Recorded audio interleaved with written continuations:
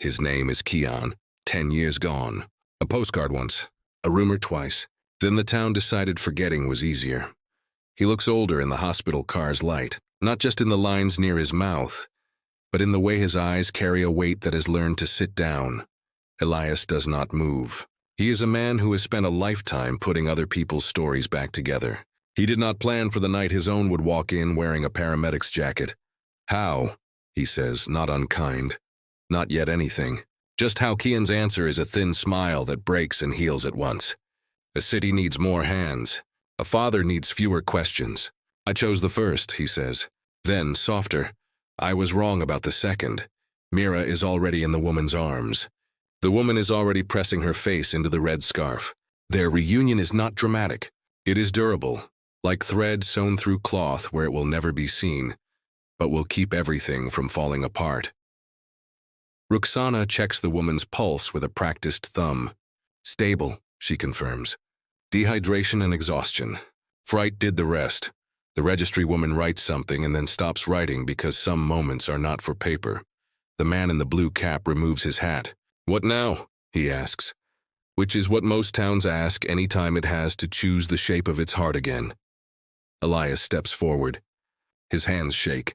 He is about to speak to his son, and he is terrified of what his voice will do. He looks at Mira. He looks at the list of names. He looks at the dog who was elected to sit like a guard at the family's shoes. My shop, he says. We go there, tea, dry clothes.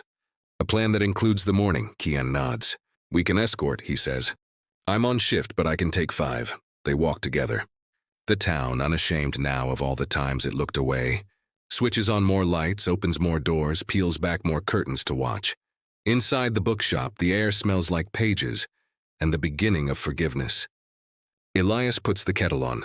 Ruxana finds the blanket kept for customers who cry in poetry aisles. The registry woman phones in her update, then lingers, collecting the way this night feels to tell it to herself later, when she forgets why she does her job. Mira sits at the wooden table with the circle of today's date. Her mother's hand rests on her hair. The dog has a biscuit and a new name, Lantern. Adi races out and returns with cinnamon buns that could teach a long class on how the universe apologizes when it knows it scared you. No one speaks for a minute. When they do, it is the simple language of people agreeing to be kind. Then Keon and Elias finally face each other with no one between them. I was stubborn, Elias says. I was proud. Keon replies, I wanted you to be a book, Elias says, so I could know your next page. I wanted to be a siren, Keon says, so I could outrun the pages I didn't like. They both smile, ruined and relieved.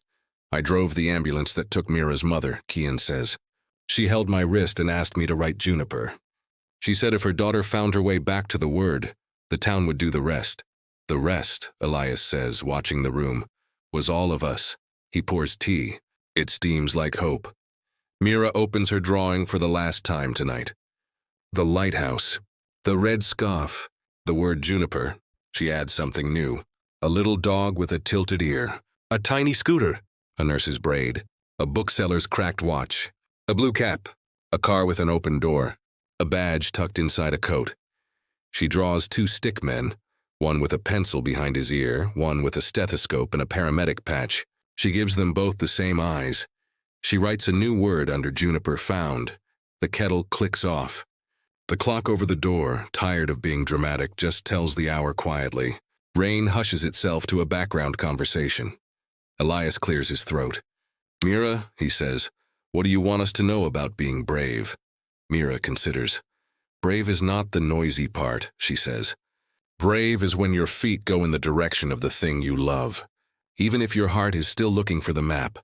The adults nod like students who needed a child to finish the lesson. Lantern thumps his tail. The registry woman puts away her pen. I came to fill a form, she says. I will leave with a story. Ruxana squeezes Mira's shoulder. Our stories belong to us, John, she says. But on nights like this, they also belong to the town. Keon checks the time.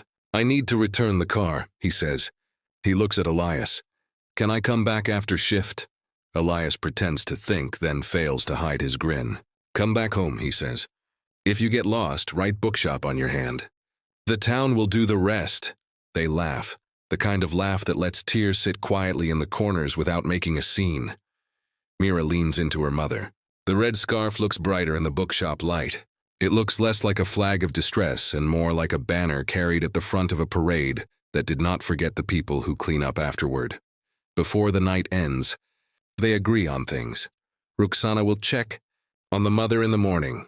Elias will call the landlord about that door. Adi will show up with breakfast that claims to be for delivery but is actually charity disguised as speed. The man in the blue cap will fix the streetlight officially, not as a favor, but as his job in a town he used to think did not need him. The registry woman will file a note proposing a community chain for emergencies that is less makeshift and more woven key and will come back at dawn. The moral, if you need one, is simple. A young girl lost in town is only the beginning of the sentence. The rest of the sentence is the night a town remembers the grammar of care.